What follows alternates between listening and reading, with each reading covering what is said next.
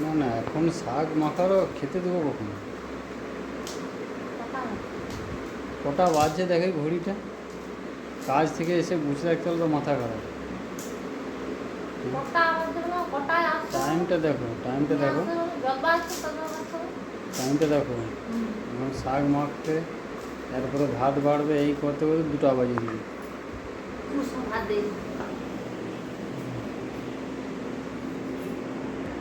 হয়েছে?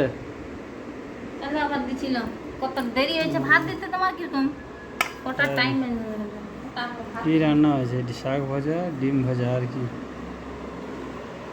ডাল, পাতি লেবু। ঠিক আছে তো।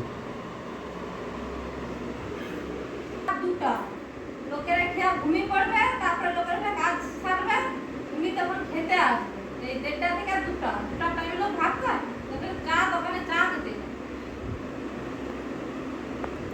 কী করবো বলো?